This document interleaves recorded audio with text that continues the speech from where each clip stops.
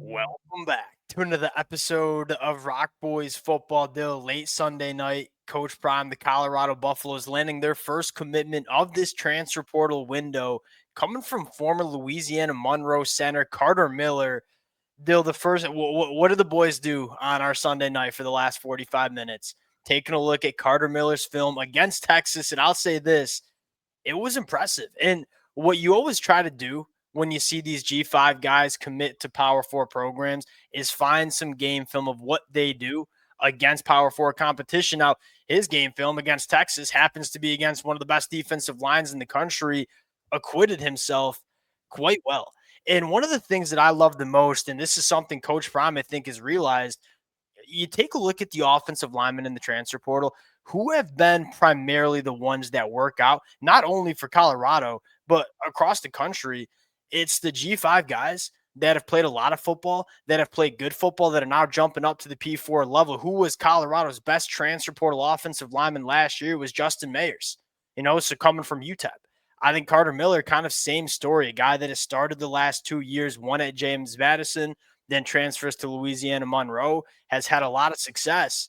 Now he's bumping up to the Power 4 level. Want to talk about a couple of different things. One, what Carter Miller brings to this Colorado offensive line, and then talk about how this Colorado offensive line is coming together heading into 2025. Before we do, and as always, to the Colorado fans, a lot of which who've been rocking with the boys going back 12 months, as we talked about this team in the transfer portal last year, we cannot thank you guys enough for all the support. If y'all do enjoy the content, consider subscribing to the channel.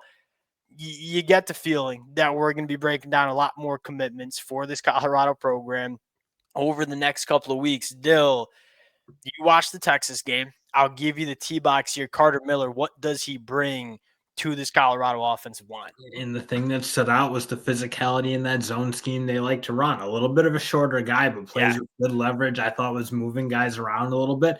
And again, I look like Colorado. I do feel like the run game is probably going to be more important next year as they kind of bring in a new era with Julian Lewis and whatever probably transfer portal quarterback they bring in, where I don't think you can be as reliant on that position as you probably were with Shedeur Sanders, just because he was that good. He was that dynamic. I think you want to see this team probably run the ball better and more probably often than you did last year. And you look at Carter Miller, I thought that's where he kind of excelled. Now at ULM, didn't see a ton of the pass rush film necessarily. They didn't ask a ton from him in that department, but really, really good run block. In pass protection, I mean, from the PFF numbers and what we saw against Texas, they look good, right? Only gave up 7 pressures, 2 sacks. And so, and Dill, he's a fire hydrant, man. Like, yes, he on the scale is a little bit light at only 300 pounds, but because he's only 6'2", he does a phenomenal job keeping those pads low and not really getting moved around by some really big Texas defensive linemen because of those low pads. You make a really good point. Colorado's going to want to run the football more successfully, and they took a jump from the 2023 year to 2024. You kind of hope they take that next jump because you're right. If it is Julian Lewis starting as a true freshman, what's the best thing you can do for a young quarterback? Give them a run game to work off of and give them some play action opportunity. And Carter Miller, in some of that zone scheme, was really moving some bodies and a really good athlete, man. Gets up to the second level, picks up some linebackers. And that's, again, you talk about Colorado's scheme. I'm sure it's not going to change that much. I'm sure they're still going to be in that kind of spread system. You got to be athletic. You got to be able to pick up moving targets. Another thing with that zone run scheme that ULM like to run, certainly very capable of doing that, picking up, working off of double teams, and getting up to guys at the second level. The last thing I'll note is he was part of that Kirk Cignetti JMU team in 2023.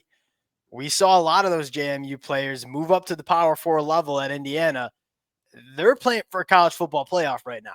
And so, like, you've seen some guys, especially who have been coached by Kurt Cignetti, kind of rise up and go play at the Power 4 level. I think that speaks to Kurt Cignetti and the evaluations he was doing at the high school ranks. So that even makes you feel a little bit more confident that Carter Miller can make that jump to the Power 4 level. And you take a look at how this Colorado offensive line is going to come together. One thing I love about Carter Miller, he's got 2 years of eligibility. Coach Prime sometimes catches some flack for not recruiting the high school classes enough. There's a lot of guys that he's brought in that have extended years of eligibility. Now, where does he fit in?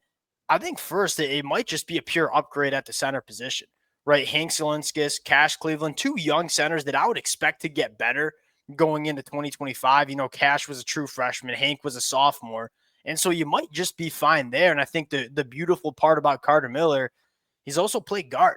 And I think could play guard at a high level too. And that's when you're replacing guys like Justin Mayers.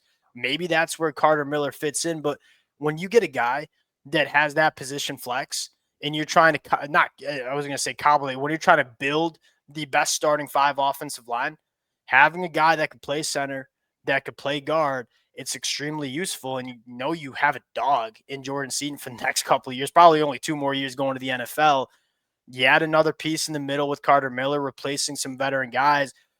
Side note, Zach Owens, who transferred in last year from Clemson, that's another guy that I would expect Colorado's plan was, hey, you might not play for us in 2024.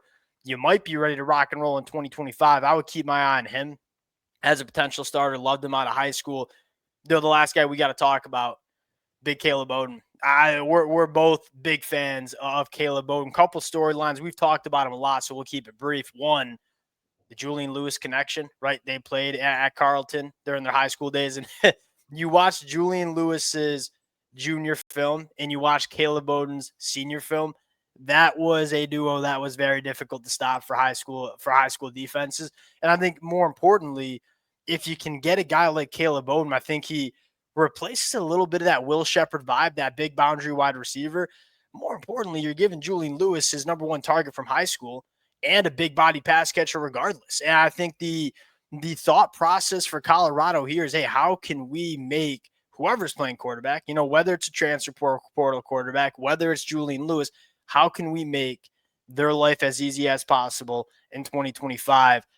Big body Caleb Odom would certainly go a long way in doing that. One thing I look at with him is I almost feel like Alabama thought of him as like a jumbo tight end of sorts, like a Yeah, guy. agreed. I don't feel like they ever got to using him the way he can. Like I think he runs clean routes. I think he's a better athlete, a better mover than almost Alabama was treating him like. Like I think he can play more of that traditional wide receiver than what Alabama wanted to rip. And you look at how Colorado wants their wide receivers to play. They got to be athletic. They got to be able to play in space, run long, developing routes. Like I do think his athletic upside gives him that ability to play that game. That again, I don't know that Alabama Yeah, really. I think it's easy to sell your stock on Caleb Odom after his freshman year. I think one, there was kind of some friction. I don't know personally, but it was like, what are we gonna do? Are we gonna put him at tight end? That's what a lot of people thought he was gonna play out of high school, or are we gonna make him a big bodied wide receiver? I think if you just pick a position and lean into it, which I think it'd be wide receiver if he goes to Colorado, even if he's a tight end, Colorado wants to, they would love some kind of more athleticism and juice at the tight end position from a pass catching standpoint. Bet on this kid. He is 6'5", 230, moves extraordinarily well for the sides, whether he's playing wide receiver, whether he's playing tight end. I don't really give a dang because he's one of those athletes. And that's what Coach Prime does. Like, give me the athletes. We'll figure out how to get him on the football field, have success with them. We'll see how that one works out. Carter Miller, not going to get a ton of national media buzz. Really good pickup for the Colorado Buffaloes as they continue to improve the line of scrimmage play. We saw it take a jump in 2024. You kind of expect to take a jump in 2023 or 2025, that is, excuse me. We'll pause it there. Appreciate you guys rocking with the fellas. I would guess a lot more commitments to break down in the coming days and weeks. Appreciate you guys, and we'll talk to y'all later. Peace.